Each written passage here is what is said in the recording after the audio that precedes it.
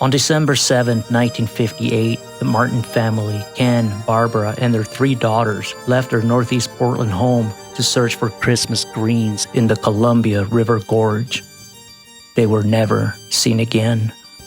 Now, after 6 decades of speculation and dead ends, writer J.B. Fisher has unearthed the meticulously preserved case files of Detective Walter Graven, a man who spent years obsessively tracking whispers and shadows, promising to illuminate the darkness surrounding the secrets of this mystery.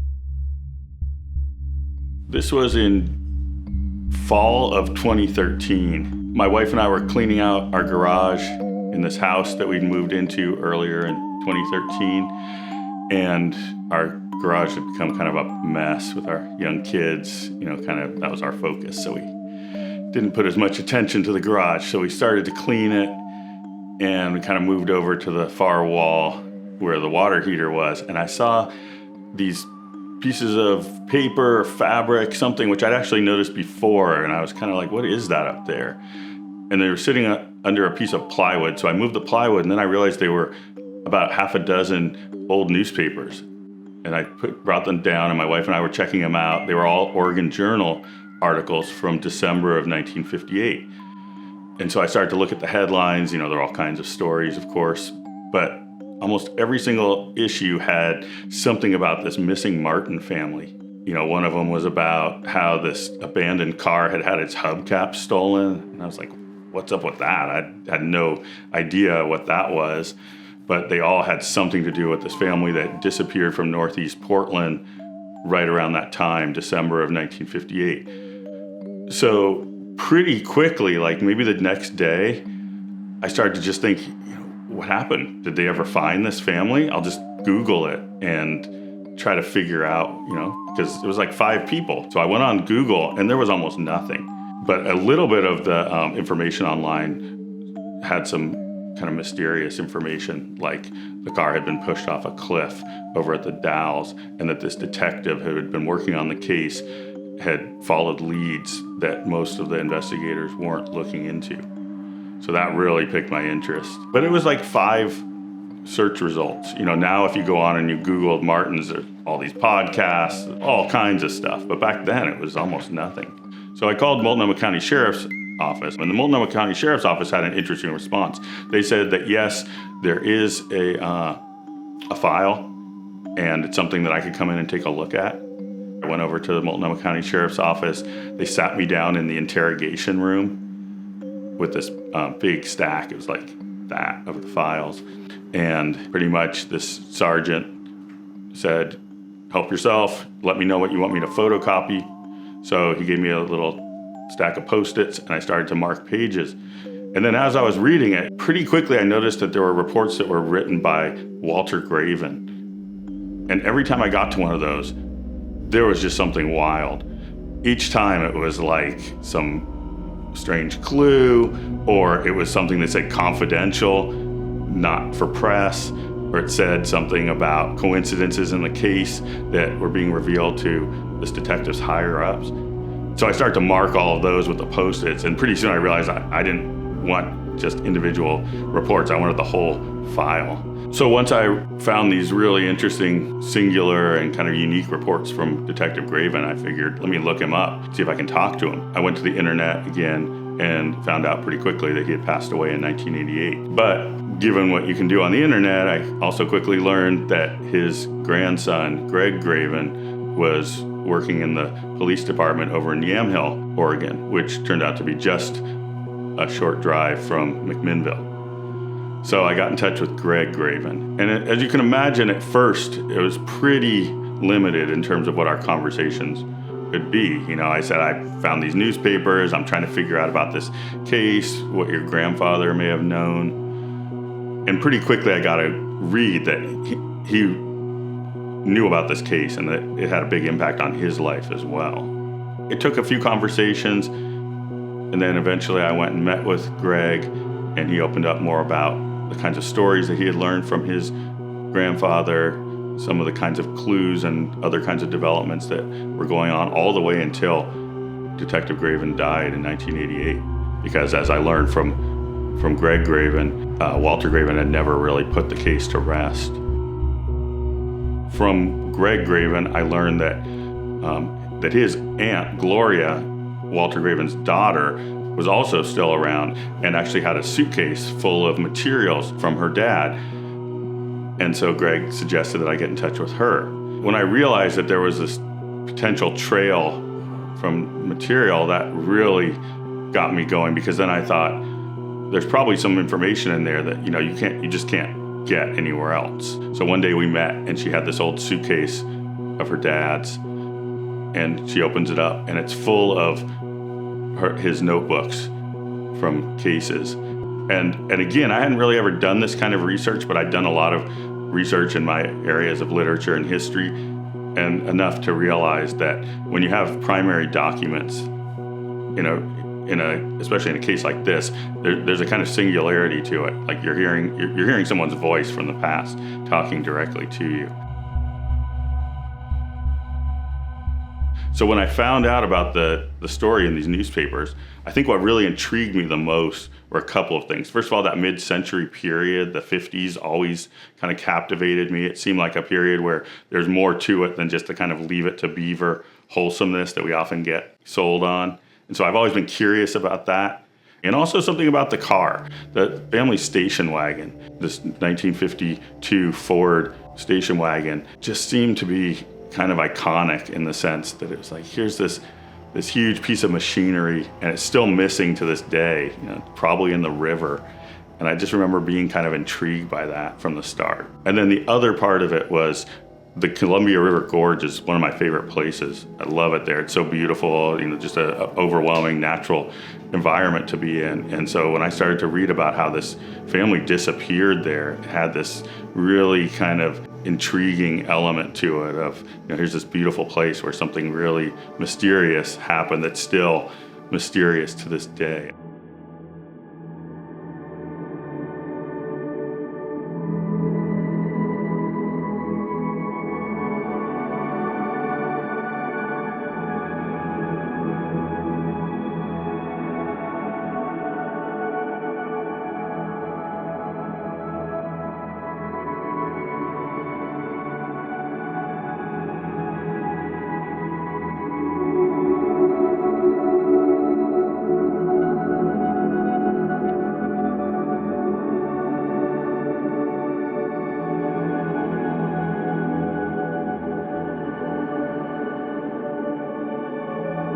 The Columbia River Gorge was formed about 17 to 19 million years ago, which in geological time, that's like last fucking Tuesday, right? It's very, very new. And it's formed by successive Columbian basalt flows is what they call it. Not every volcano in the world is like Hawaii that explodes and erupts like this. There are fissures in the crust, and sometimes that lava comes up and it gets pushed and it gets pushed. And that's why when you're in the gorge, you see these beautiful layers of that Columbian basalt. There's columnar basalt, there's more regular basalt, but it looks like layers of a cake. Absolutely beautiful. So that is about 17 to 19 million years ago. And about within the last million years, the Columbia River has really kind of established itself in the river run that it's in now. Kind of about a million years. So again, not very long ago at all. Now, about 17,000 years ago, the Missoula floods came through that area. Massive lake of water during the last ice age up in Montana. There was a dam in North Idaho that would hold that water back, and every 40 to 50 years that dam would melt, and that water would come rushing down the Columbia River Gorge. It didn't so much erode it as it gave it definition. It provided what we see to this day. So that's the history of the gorge and why it looks looks so rugged and raw. And a lot of that is because it's a national scenic area. Actually, the largest national scenic area in the United States, over 290,000 some square acres. Ronald Reagan gets the credit for signing it into law, but nonetheless, that's why it is as beautiful as it is today, is that it has really been preserved. So when you go to the Columbia River Gorge, you're experiencing what it looked like in 1958.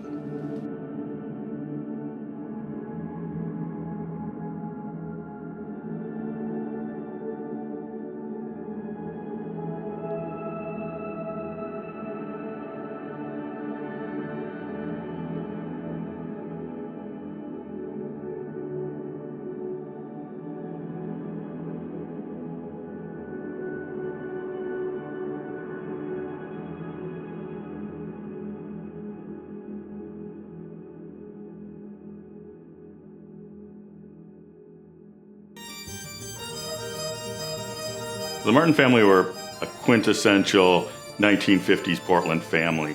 They were Ken Martin. He was 54 years old in 1958.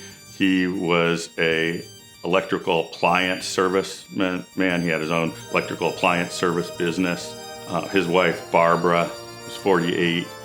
She was also very much involved in the goings-on at church, and Girl Scouts, and then also in the neighborhood. The Martins had 3 young girls. Barbara, known as Barbie, was 14 in 1958. Virginia, known as Jenna, was 12, and Susan was 10. And then there was an older brother, Donald, who was 28, and who was actually living back east in New York. He was stationed in the Navy at Fort Schuyler. There was a gap. There was a gap in age. Donald was 28, the oldest daughter was 14. There was a definite gap there.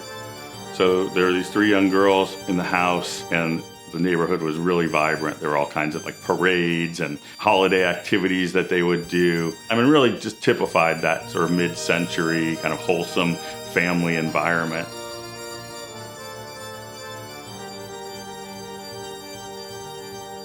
This is the neighborhood that the Martins lived in the 1950s, and Portland at that time was really kind of in a boom zone, like a lot of the U.S., right? Post-World War II America, there's a lot of growth, a lot of production that had happened during the war in Portland, especially around shipbuilding, made for a lot of continued industries and other kinds of opportunities in Portland. So it was definitely a growing place. It was a place where, especially in neighborhoods like this, a lot of kind of middle income people were able to live. Ken Martin had a appliance repair company, and a lot of his neighbors were in similar kinds of work. Definitely wasn't, high income earner kind of area like it may be perceived today, like it is today.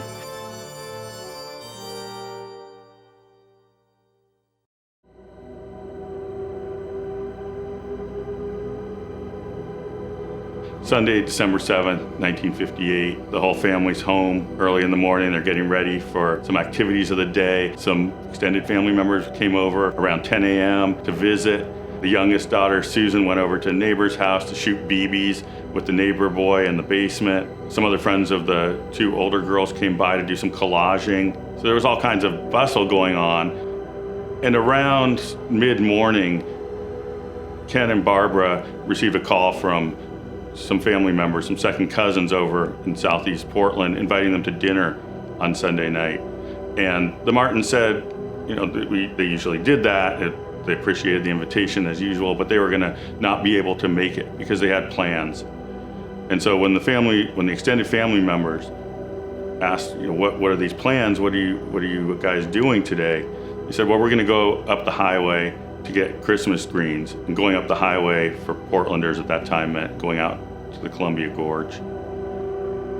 And then they were kind of pressed on it, like, what, can't you come for dinner? And they said, we're gonna stick to the plan. So they headed up the highway over to Columbia Gorge on Highway 30, which was the Columbia River Highway. And at this time in the 1950s, there was a new water level highway that had been built through the 1950s that was now recently open. And that made it nice and quick to get out there. So when the Martins drove out that Sunday on the Columbia Highway, they were headed out on Highway 30 there, the water level highway.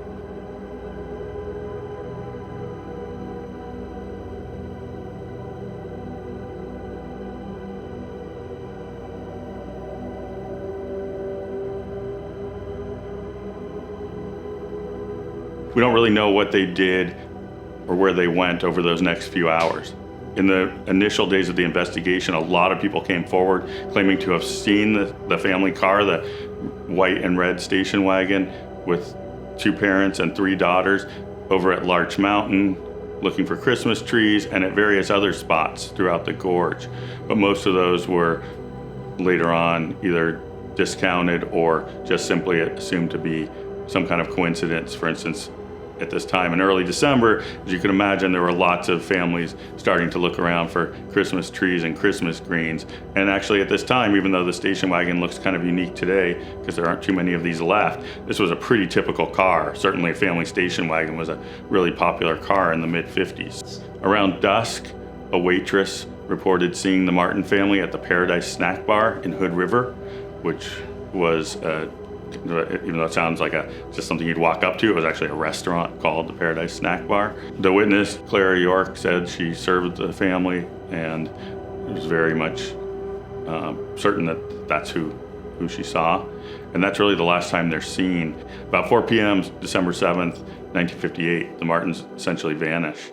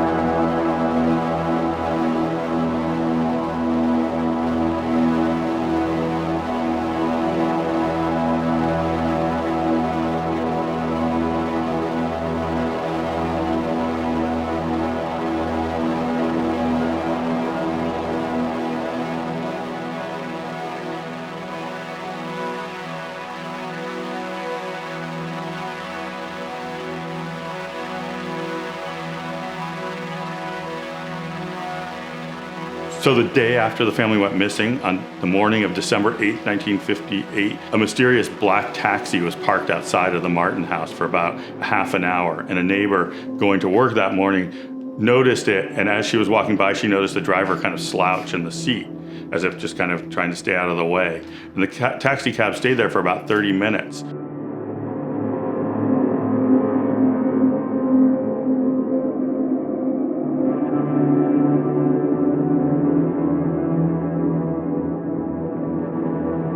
There was a cab in front of the Martin house, and potentially someone was in the house coming for some specific reason. And it does get interesting there too, because when Donald Martin came back in June of 1959, one of the things he did tell Detective Graven was that some ledger books and other materials on his father's desk were missing.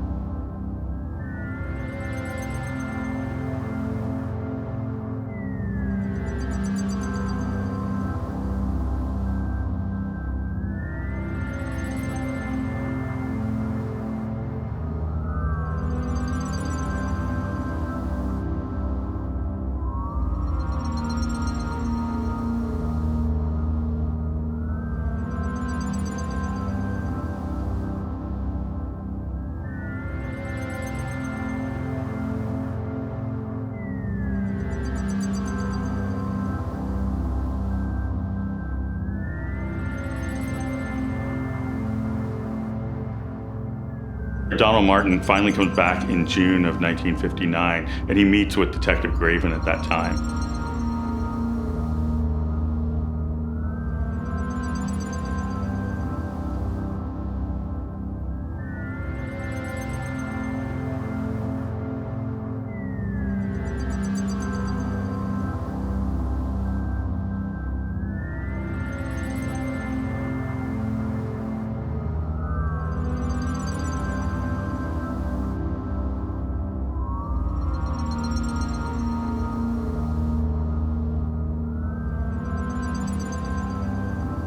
Detective Graven's conversation with Donald Martin didn't seem to yield too much in the way of results, but it did seem to cement in Detective Graven's mind that Donald Martin wasn't really the center of this case.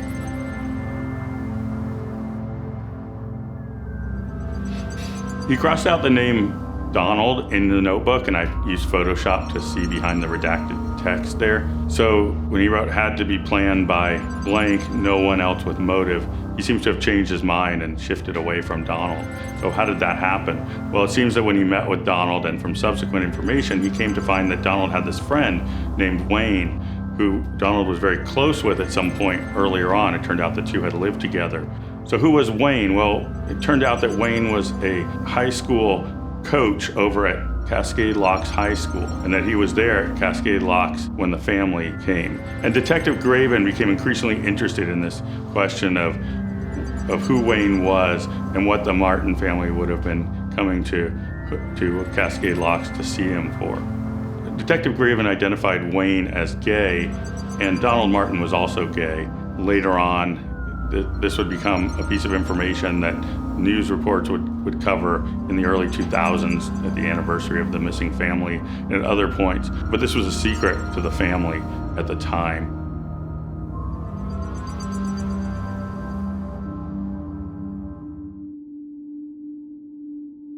So one of the things about the investigation over the first days and weeks that the family was missing was that really no one was 100% sure where they went. It seemed that the gorge was a good possibility, but there was a lot of question there. Could they have gone to the coast? Could they have gone up to Mount Hood or somewhere in southwest Washington? The Martins were really fond of going on trips to different parts of Oregon and Washington, take in all the natural scenery. So there was a lot of question there. So a lot of agencies got involved pretty quickly. Something like 5 different law enforcement agencies searching everywhere from the Oregon coast, southwest Washington, covering Mount Hood, covering the gorge. And no one was really finding much in the way of leads. So there were a lot of people looking into this case. In fact, over the first few weeks and months, it ballooned into what to this day is still considered the largest, or at least one of the largest now, missing persons investigations in Oregon history. So this was also being covered in the papers almost daily. And so both the Oregonian and the Oregon Journal, the 2 major papers in Portland, were full of stories leading toward Christmas about how this family disappeared, how Ken Martin played Santa Claus, all these things that of course were just creating a lot of interest, right? A lot of people compelled to either call in and say that maybe they had a lead, or at least to want to know, what happened to this family. So there was a lot of buzz about this story. And then sometime around December 23rd, 1958, so a couple weeks into the investigation, a gas receipt from a service station in Cascade Locks in the western part of the gorge turned up in the Martin mail. And it was sort of a strange development because all their mail and all processing of bills and that sort of thing had already been blocked. So it wasn't actually supposed to have made it, but it showed up. And so Charlotte Dorsey reported this gas receipt that showed that the family had bought gas in Cascade Locks sometime around the middle of the day. So now with that receipt, there was a much clearer indication that the family had in fact gone to the Columbia Gorge that day. And part of that too, it's important to point out that there aren't a lot of places that a car can just drive into the river off the highway. Cascade Locks, the old government locks there, when you go into that parking lot, there's no real guardrail even to this day. Cars can definitely go into the river directly there. And in part because that's such a likely place for that to happen, at least in an accident, that was really the center of the focus. Cascade Locks wasn't the first federal construction on the Columbia River. You had a canal around the rapids at the Dalles that predates it. But Cascade Locks was built in the 1890s, and it's the first lock mechanism that we have on the Columbia River. Now, the other dams wouldn't go in until the 1930s. That's when Bonneville went in and so on. So that was pretty much it for a while. But nonetheless, it really kind of helped to clear that area of river navigation so you could head up up towards the Dalles. Now you also had the Bridge of the Gods, which was built there in 1926, but they had to raise it quite a bit once the Bonneville Dam went in and they closed the spillways and that water level raised so much. I think that's another thing that people have a hard time wrapping their head around, is how much lower the Columbia River would have been in 1958 because of the amount of water that has been caused to back up to create a large reservoir. There's a tremendous amount of water that would not have been there in December of 1958. The idea that the Martins went into the river by accident was really the prime focus of Cascade Locks. And of course, the idea was they came down here, down this road, and then came down to the locks to look around. It was a pretty warm day. There was some slushy snow still on roadways and parking lots. So one idea was that they had come down here, went right to the edge of the locks, and then Mr. Martin, driving the car, he put his foot down heavily on the accelerator and went forward into the locks instead of, maybe meaning to, be in reverse or something like that. Yeah, Cascade Locks really represents the accident theory, the idea that if they ended up in here, then there would have been just a careless mistake, like stepping on the accelerator in drive instead of reverse.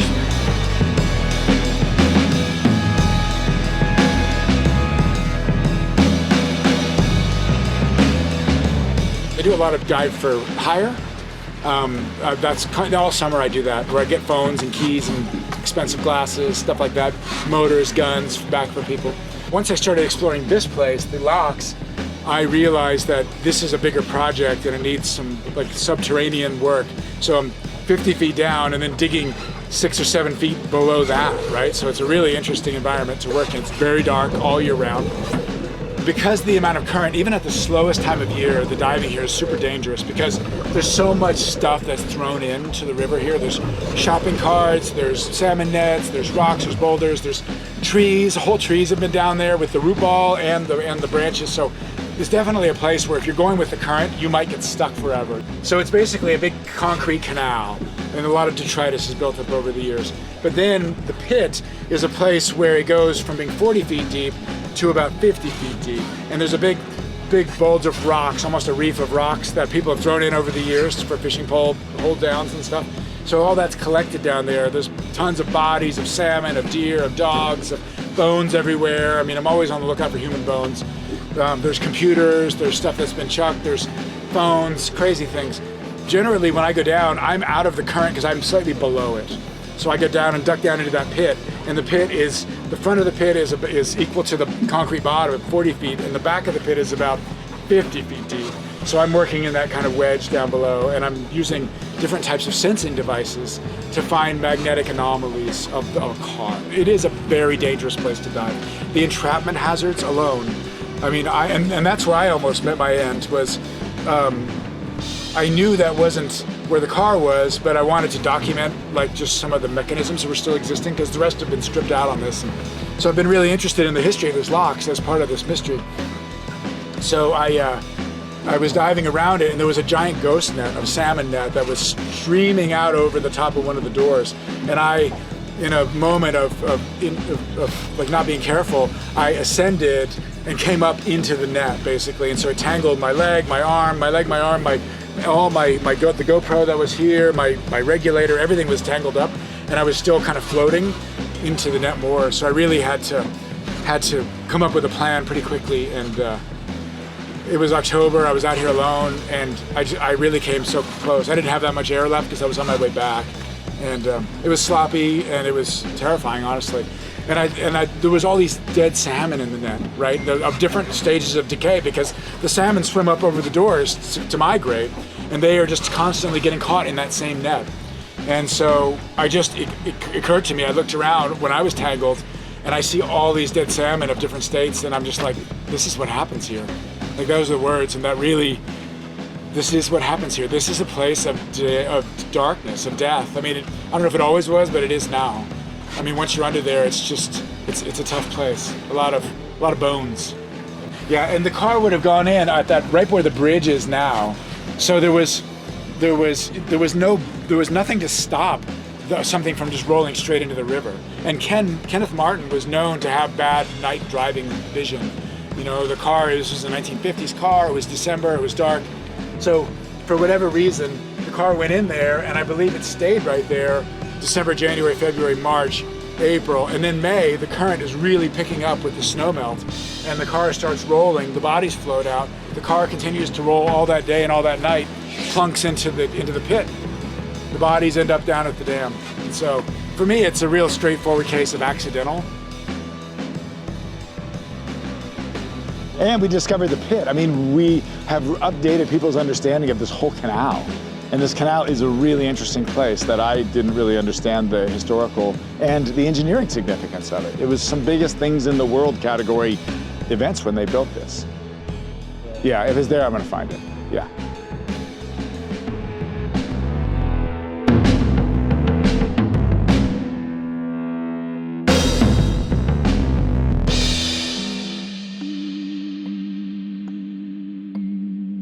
Yeah, I thought it was there, and then I talked with folks, and they said that there used to be a different Chevron station right here, and that was called Dean Chevron back in 1958.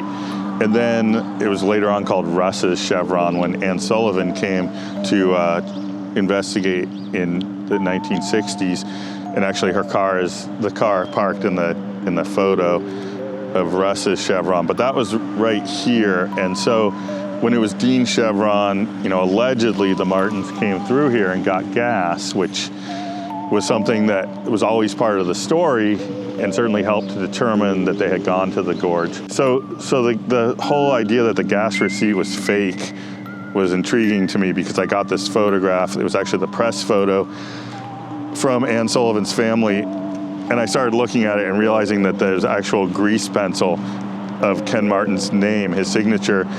And then also that the signature wasn't even the same as other instances of Ken Martin's signature that we saw on checks from around the time of their disappearance, other things in the investigative file, and I actually went to a handwriting expert who told me, without a doubt, that's a different hand. So that was really intriguing, and I started wondering, like, why would they fake him going to this gas station, you know? And I talked with a gas station clerk who worked here at the time, and he gave me really weird stuff. He had been a student over at the high school where Wayne was, and he was on the basketball team, the football team that Wayne was coaching. And I was like, why, you know, what's going on here? Why would there be this whole thing about faking the Martins getting gas at this gas station? And of course, part of that would be to put them right here at Cascade Locks, to suggest that then they went down to the locks and the car drove in, and that was an accident, and that's how they ended up in the river. Most of the stretches of the Columbia River Highway on the Oregon side have train tracks between the river and the highway. So if you went off the highway, you would end up not in the river. One of the only other places where it's more direct is over in the Dalles area. Just downstream from the Dalles, in an area where the river gets really narrow and there's some basalt cliffs 20, 30 feet high. And the highway doesn't go right by that, it should be pointed out, but an access road does.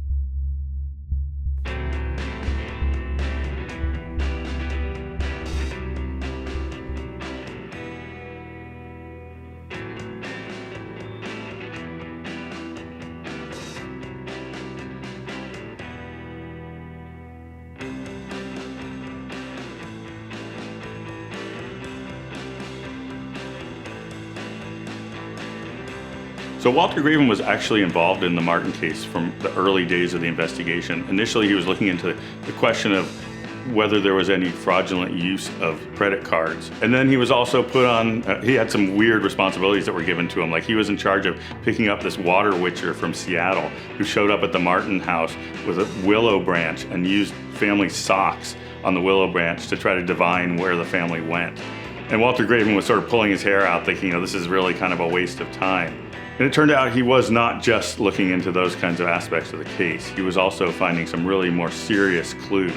So the kinds of things that he found in the course of the months of the investigation included finding a gun that was abandoned on the highway near Cascade Locks, an abandoned car that people had noticed from the initial days of the investigation, but really what was not being looked into that much and turned out to be connected to two ex-cons in the area who were also seen at the diner where the family was last seen. Later in 1959, Detective Graven found tire tracks going off of the cliffs at the Dalles, and he also found paint scrapings that were later determined to match the vehicle. So he was finding some really enticing clues and leads, but he was also finding pretty quickly that his superiors were telling him to stop bothering with the case. He was told that quite directly. And part of that had to do with the idea that the focus of the investigation was on Cascade Locks and the idea that the car had gone in at the old locks and that it was an accident.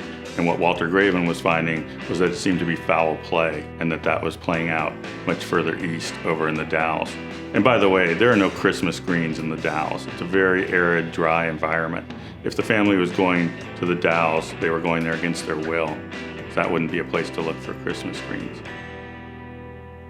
It does seem like the Dalles would be a weird place to go looking for Christmas greens. If you look at the vegetation, it's all about rain. When you start out in Astoria, you're gonna get 80 inches of rain a year. And as that rain moves and it comes across the Cascades there, it decreases. So by the time it gets to Portland area, you're in your 40-ish inches of rain.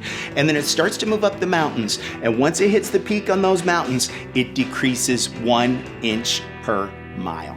So maybe at the top of the mountain, you're at 44 inches, it decreases 1 inch per mile as it starts to head down the other way. So that's why when you get to the Dalles, you're looking at maybe 15, 19 inches of rain a year. And it looks so different, and it's not gradual. As I tell people on the cruise ship, just look for it. It is sudden. It is like a line. It's not a transitional zone. It happens all of a sudden, and it's just because of rain. The geology is the same. It's still the same basalt flows. The topsoil is the same, rich topsoil brought down by those Missoula floods. All of that is consistent. The only thing that's different is rain, and that's why there's no trees starting at the Dalles heading points east. Just none at all. In fact, the lack of trees was so significant that Lewis and Clark, in addition to bartering for food, they had to trade for firewood too. They would get food and they couldn't cook it because there's no trees around. So this is where it happens, right at the Dalles. So if you're heading up to the Dalles to look for Christmas greens, that's a little sus.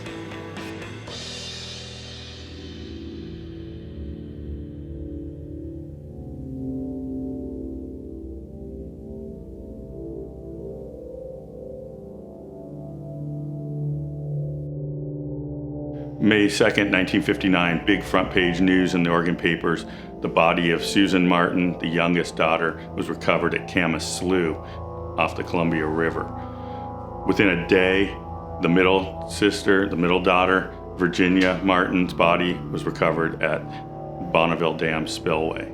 So this was huge because now investigators knew that something happened in the Columbia River.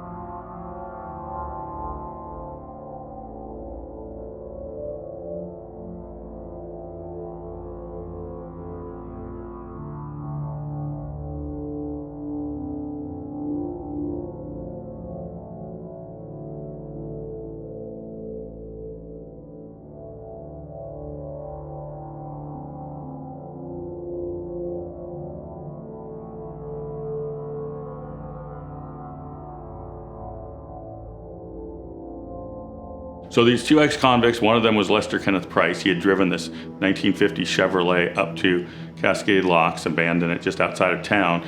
Turned out he was coming to visit. He was from Southern California. He was coming to visit, apparently had a wife in the area. He also was an associate of Roy Light, who was the other ex-con, who had been staying at a place called the Hamilton Motel over in the Dalles, which was only a few hundred yards from the cliff site, by the way. And one of the people we need to talk about here is Clifford Slim Bennett. Clifford Slim Bennett was a major vice player in Portland and in Oregon in the early 1950s, mid-1950s. He ran a bootlegging joint over in the Kenton district called the 8212 Club. He had a couple of brothels out in Central Oregon. He also had a brothel over in Dallasport, Washington at the time that the Martins disappeared. And in fact, Detective Graven went and talked to him at his brothel in Dallasport about the Martin case. So one thing that had happened with Clifford Slim Bennett was that he was a major figure in this big Portland Vice probe because over at his 8212 bootlegging joint in 1955, he'd allegedly given a bribe to Mayor Terry Shrunk. And this was a big story. And it really led to the beginnings of what became a national investigation into labor corruption that was spearheaded by John F. Kennedy and Bobby Kennedy. And again, this stuff gets complicated, so we're going to keep it really simple here and say that basically Clifford Slim Bennett took the Fifth when he was hauled off to Washington, D.C., along with a number of other key players in the Vice investigation. He took the Fifth, protected the mayor, protected other interested parties, and basically for his efforts, he was allowed to operate some of his businesses, including this Dallasport brothel, without much interference. And in fact, Graven's family passed down that the Multnomah County Sheriff's Office also had some money tied up in that particular brothel. So the idea that Graven would come over and start talking to Clifford Bennett about this case didn't sit well with the authorities because they've just pretty much gotten him out of the way, kind of doing his own thing, out of the limelight. It would be pretty bad optics for him to show up right in the middle of this missing persons case, including, this neighborhood Santa Claus and his family. So why was Graven going to talk to Clifford Bennett? Well, it turned out Clifford Bennett told Graven that he was harboring these two ex-cons in the days after the Martins went missing, from December 7th to December 10th. And he remembers that they were there until December 10th because they were all watching the big Archie Moore boxing fight on TV. It was a big event at that time. And he told Graven that these two ex-cons disappeared after December 10th and he didn't know where they went. These two ex-cons, Lester Kenneth Price and Roy Light, were connected to the abandoned car over in Cascade Locks. And they were also seen at the diner when the family was eating there that Sunday afternoon. So Graven's trying to get his superiors to take his clues and leads seriously. He filed a report called Coincidences in the Martin case that laid all this out, including his suspicion about Donald Martin, or at least in terms of what he might have known about what happened to the family. All of this really pointing in the direction of foul play. He tried to get more efforts to investigate the cliffside at the Dalles, figuring that divers might be able to find the car. So he tried to arrange for some dives, and at least one happened there. But it's a very, very difficult area to dive, and especially in the mid-20th century, divers just really didn't have equipment to handle that environment. So they didn't find anything there. And then he also found actual pushback. As we get into the 1960s, dive investigations get stymied by the Dalles police and other law enforcement agencies coming in and saying, you can't look into this here. So why? Partly because this was outside of Detective Graven's jurisdiction. But there's also a big question mark. Why were law enforcement agencies so insistent? In fact, there was a news article in the early 60s covering one of the dive investigations saying it couldn't really be publicized because, quote, they didn't want spectators, onlookers coming to crowd around, which seemed like kind of a strange thing to say, that would be a reason to call off a dive for a missing family. So we get to 1965 and things really just kind of fizzle out again. Graven had expected that this would lead to some additional searching, and it really didn't. The dive search at the Dalles got called off completely at that point. So he's helpless. So Walter Graven is really at a point where he's thinking, there's more to this case. There's a lot going on here, and I can't solve it. Right now we're 40 feet of water. So that cliff is 50 feet. So that drops down another, just like that, another 45, 50 feet. And then as I turn out, and we start heading out this direction, we're gonna go,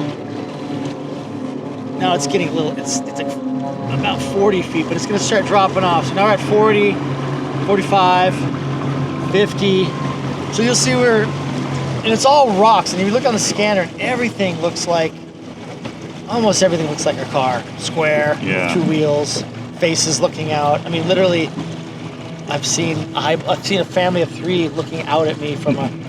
So now we're at 140 feet of water. I mean, we're past the limit of recreational diving. We're not recreational divers, but we're now at 150 feet. So there's no reason why, if they were pulling anchors that day out there, and they said they were like somewhere like right in here, they were doing some type of work.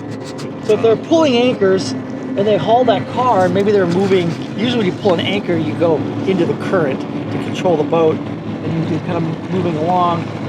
But if they drug the car one way or the other, right out here you got 150 feet of water. It's a really big area to search. Just to search from here to there, just like a triangle would take us. It would take us months.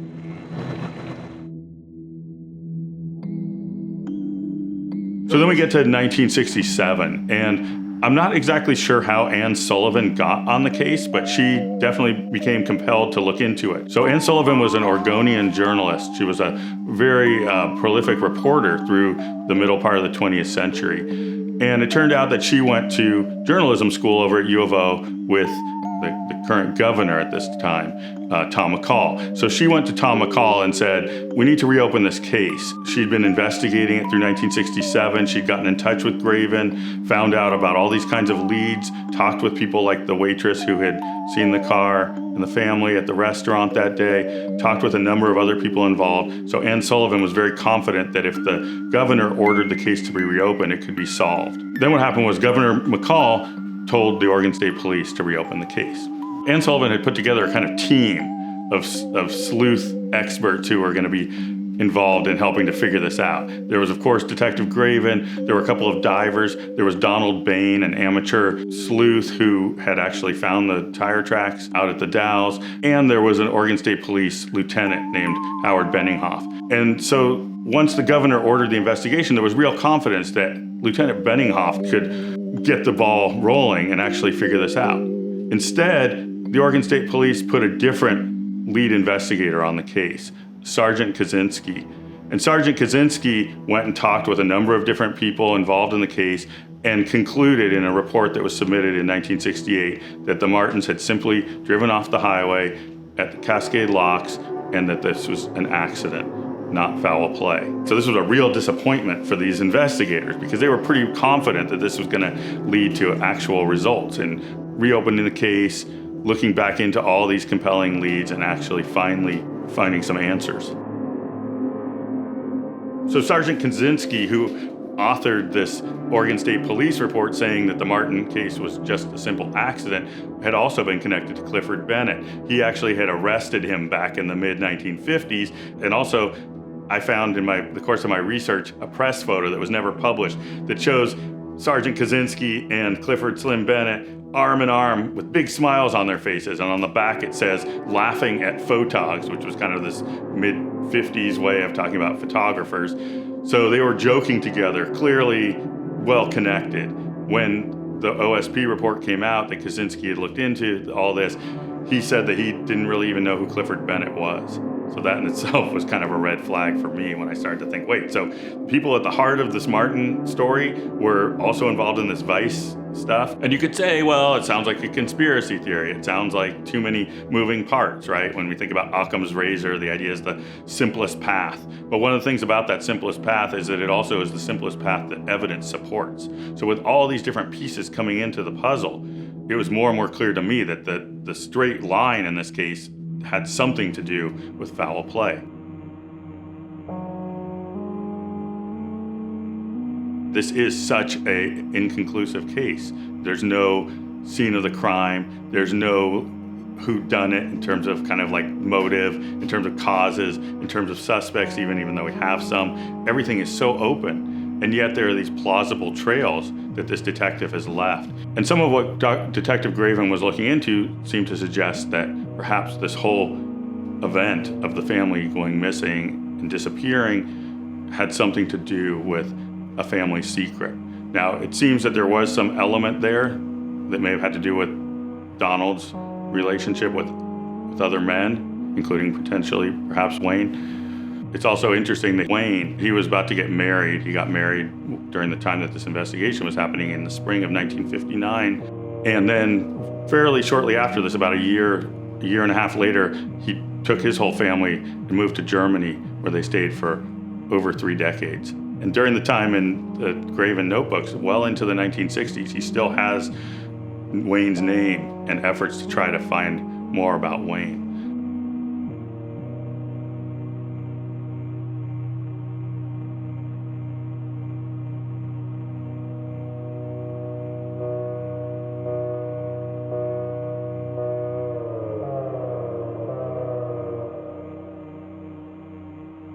There was also another theory, which was that there was a family secret being held that had to do with one of the daughters, the oldest daughter, being pregnant.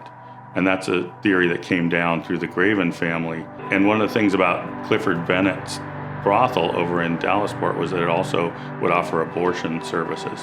That was a big part of the sex industry of the mid-20th century, was that places like that would offer those services. So one theory was that the family was going to deal with this situation. Now, very quickly you might say, why would they bring their whole family along for something like that? And of course, one answer to that is that the family did all kinds of things together, and that would be a perfect kind of cover, that they were just going out for Christmas greens, when in reality they were meeting with some party or parties to deal with some kind of a family situation that they didn't want to bring to light.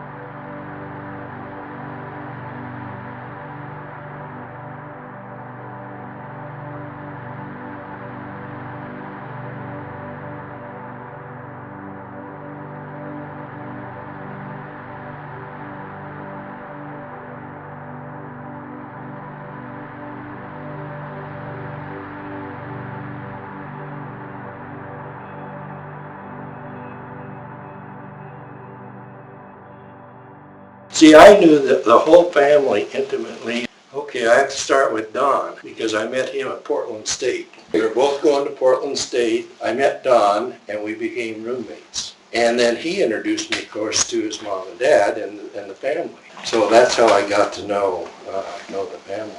Yeah. At 53, we were roommates for maybe one term or 3 months or something like that. And then I had to transfer in order to get a degree, and he was transferring at the same time. He was working for Myron Franks.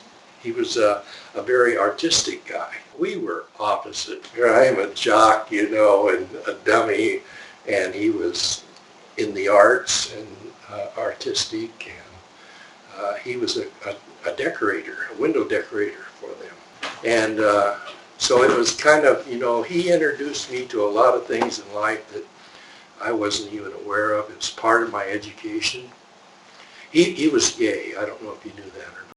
But picture me, 19 years old, and I'm rooming with a gay guy, and I thought they were queer. The word that we use, things have changed tremendously over 50 years.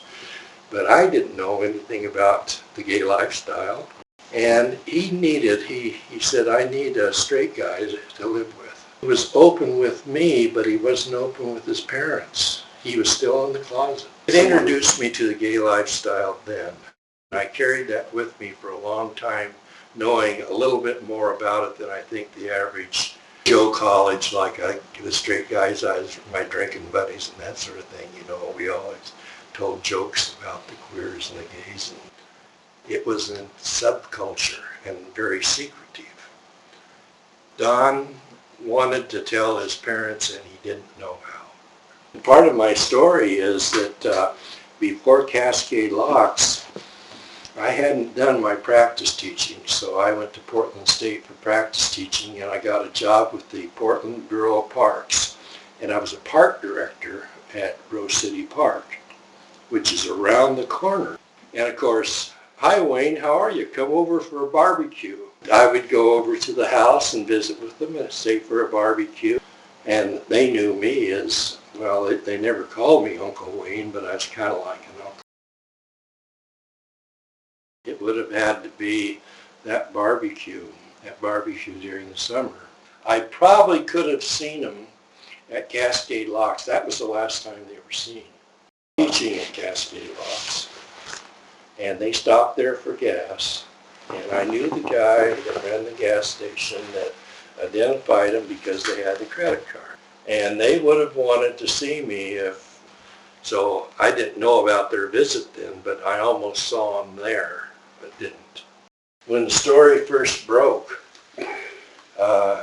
somehow my name came up, surfaced, and I'm not surprised it came up. I don't know how it came up, but the detective, who's now deceased, called my mother. My mother and father used to live just around the corner here. And Mom said, "Wayne, you know," I told my parents about the uniqueness of me knowing the family and their disappearance. And Mom said, "A detective called and he wanted to talk to you." So I went down to, downtown Portland, and I spoke to him, and he gave me the information that he knew.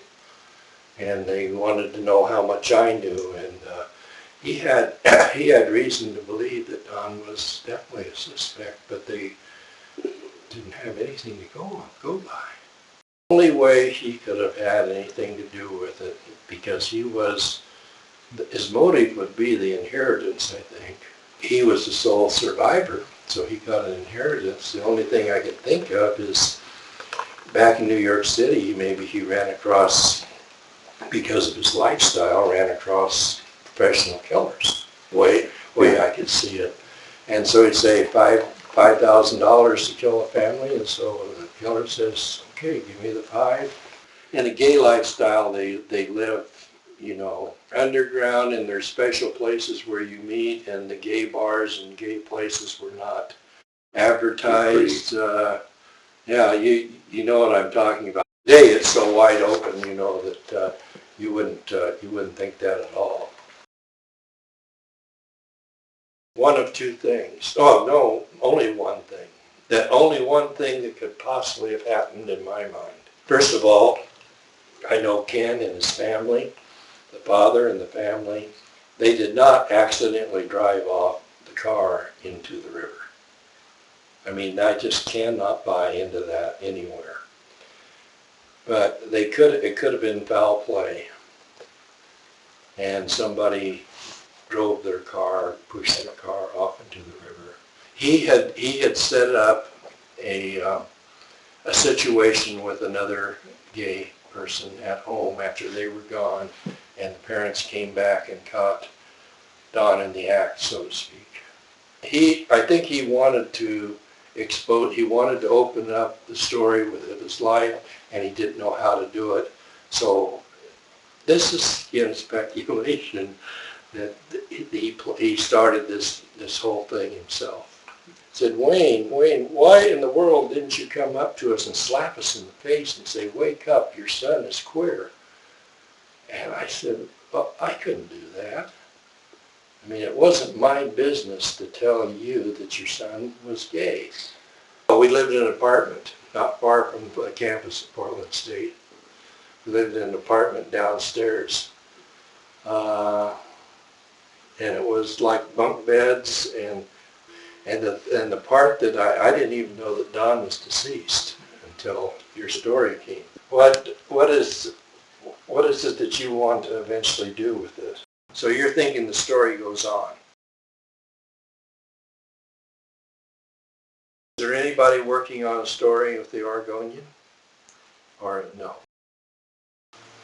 Would there be any forensic evidence after 50 years that was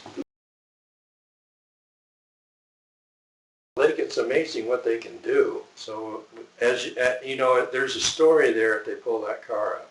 If they don't pull the car up, you're right where we are right now. Is there enough interest and enough resources to do it? I mean, we're talking about paying wages to detectives. Well, I certainly think it's worthwhile. May 5th, 1959. Why the Martin case is murder. The Evans family were there on December 7th in the AM, stayed until noon. The Martins refused to go to Calvin Welch's with the Evans for dinner. Why? Martin said, "We'd better do as planned." When asked by Evans what plans, Ken Martin stated, "Just for a ride." Yet, they did not leave for 2 hours after the Evans left. It was getting dark at 4 p.m. at that time, yet they left at 2 p.m. to go to the other side of Hood River. This indicates that they had a date to meet someone, as Martin did not like to drive after dark, yet he knew it would be dark in 2.5 hours. It also indicates that they did not want anyone to know about the trip. Therefore, they had a phone call or letter from someone who would give them information about Donald or some other excuse about something they did not want known. The two men at the Paradise restaurant at Hood River came in around the time the Martins did and left before or after, likely Price and Light. Martin got shot, gun jammed, others knocked unconscious, car ran into river, someplace other side of Hood River. Will be solved if I live long enough for the car and bodies to be found. Even though I can get no cooperation from anyone, there is no murder that cannot be solved. Walter Graven.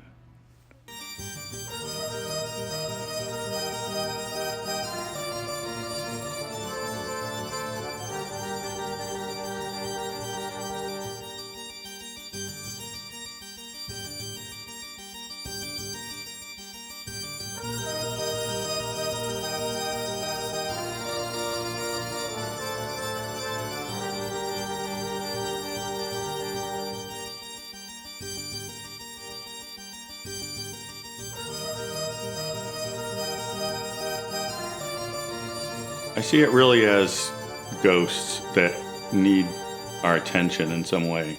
That there are people who really experience some kind of injustice out there, and their voices are lost to history.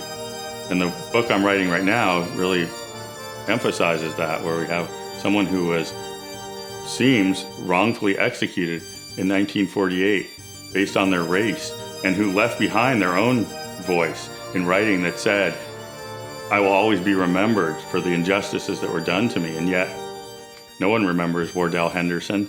If you Google that name now, you'll see almost less than you would have seen about the Martin case when I started researching that case.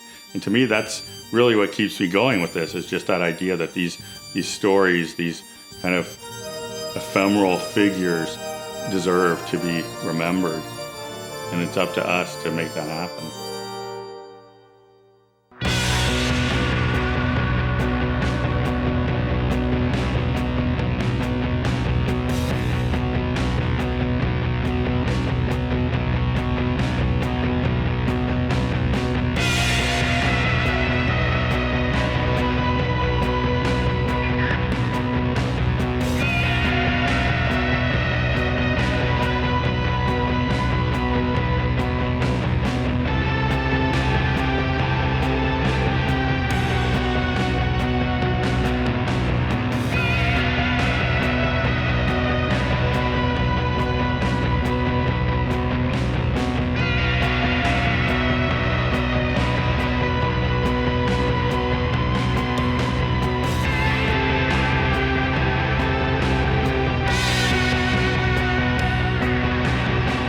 Right outside of the Dalles, Oregon, right before you get to the Discovery Center Museum, is a little trailer park called the Pinewood Mobile Manor.